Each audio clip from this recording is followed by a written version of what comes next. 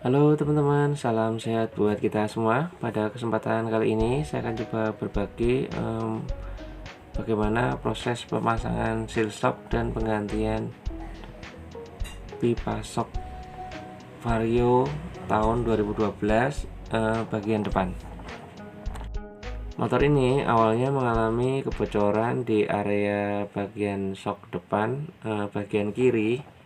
Pas kita cek ternyata untuk pipa shocknya atau pipe front forknya mengalami baret yang cukup parah, dan akhirnya kita ambil kesimpulan bahwa untuk pipa shocknya ini nanti akan diganti dengan yang baru, lalu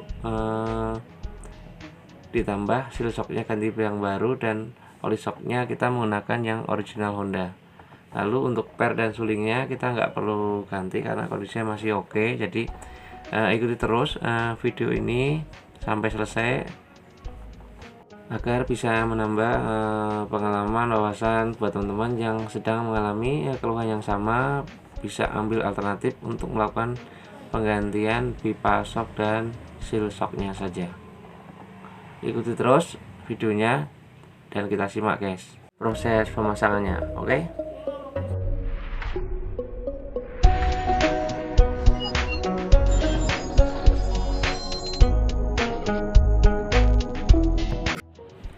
Untuk yang pertama kita akan coba memasang seal shocknya itu sendiri. Seal untuk menahan oli shocknya yang berada di dalam bungkus ini biasanya terdiri dari dua macam, yaitu seal shocknya itu sendiri dan satu seal debu. Nah, seal shock ini pemasangannya juga tidak boleh terbalik, jadi seperti ini teman-teman pemasangannya. Kita pasang perlahan-lahan lalu kita tekan secara merata agar pemasangan tidak miring. Kalau sudah terpasang seperti ini, lalu kita akan memasang snap ring penahan oil seal shocknya. Nah, ini adalah snap ring, kita pasang, jangan sampai ketinggalan karena nanti fungsinya untuk menahan tekanan naik turun shock supaya seal shocknya akan tidak bergerak naik turun atau tetap berdiri atau terpasang pada tempatnya dengan baik. Lalu yang kedua kita memasang seal debunya ini teman-teman. Nah, seal debunya ini kita pasang, penekanannya juga harus merata, tidak miring agar posisinya benar-benar presisi untuk nanti bersentuhan dengan pipa shocknya ini teman-teman. Nah, sebelum melakukan pemasangan kita harus pastikan dulu untuk pipe from forknya atau pipa shocknya benar-benar bersih, tidak terkena debu atau kotoran, agar nanti tidak melukai posisi diameter seal shocknya itu. Langkah selanjutnya kita akan memasang sulingan shock.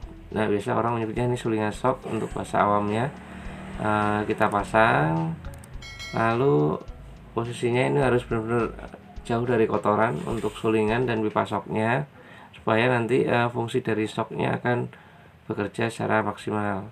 Lalu untuk selanjutnya kita akan memasang springnya atau per shocknya.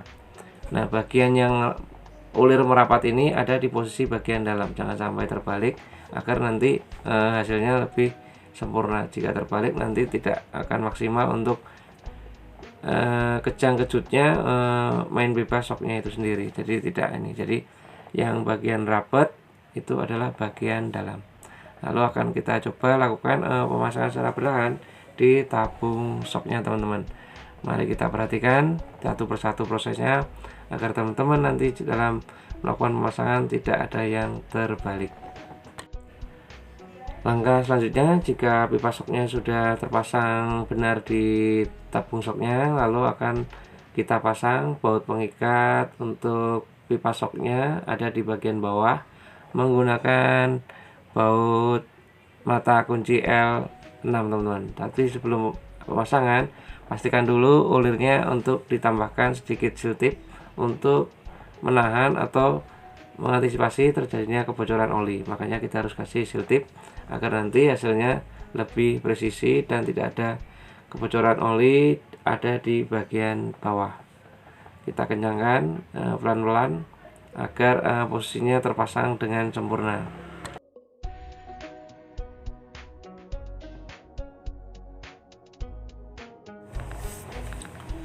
Setelah baut terpasang dengan sempurna dengan torsi yang cukup, lalu langkah selanjutnya kita akan mengisi kapasitas oli shock dengan memperhatikan spesifikasinya.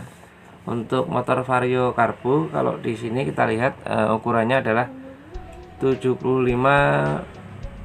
mm. Kapasitas olinya adalah 75 mm kubik. Lalu kita ukur dengan menggunakan gelas ukur agar nanti hasilnya lebih presisi. Jadi teman-teman, untuk mengisi oli shock ini tidak main-main, jadi kita harus benar-benar diukur menggunakan gelas ukur agar nanti untuk pemasangan kanan dan kiri tekanannya akan menjadi seimbang, karena oli shock itu mempengaruhi keras lembutnya, empuknya shockbreaker. Salah satunya ada di kapasitas oli shocknya. Oke, langkah selanjutnya kita akan langsung menuangkan oli shock yang telah kita ukur menggunakan gelas ukur. Lalu kita akan memasang penutup pipa shock ini.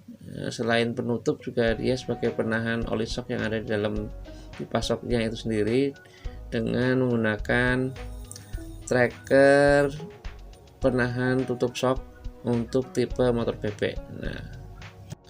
Nah, penggunaan alat tracker penahan shock depan untuk bebek ini agar kita lebih mudah atau mempermudah proses pekerjaan kita, karena memasang penutup ini jika sendiri akan mengalami kesulitan, namun jika kita menggunakan tracker seperti ini itu akan memudahkan proses pekerjaan kita, mempermudah, memperingan proses pekerjaan kita, dan hasilnya pun akan lebih bagus. Buat teman-teman yang belum mempunyai tracker seperti ini, mungkin bisa dicari di toko teknik, udah banyak yang nyediain, atau di toko-toko online. Biasanya tinggal diketik aja tracker shockbreaker untuk tipe motor bebek atau matic. Nah, itu sama, jadi bisa dipakai.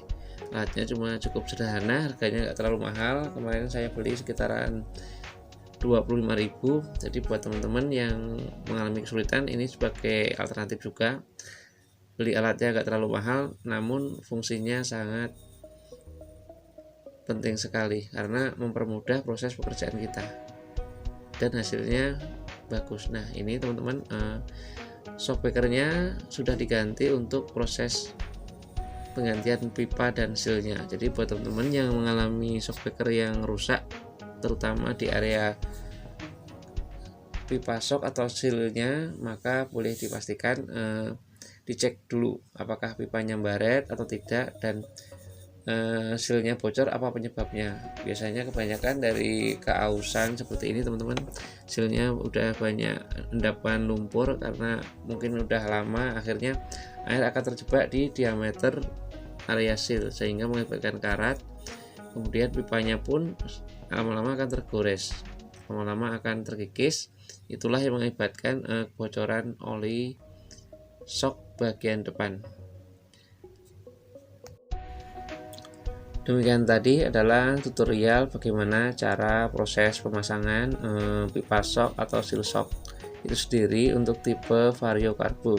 Tentu untuk tipe-tipe yang lain akan tidak jauh beda proses pemasangannya untuk bagian shock depan tipe motor matic atau bebek.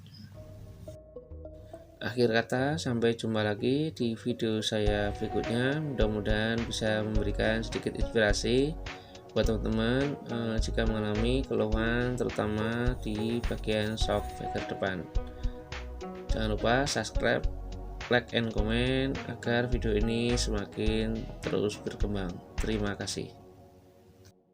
Jangan lupa subscribe and like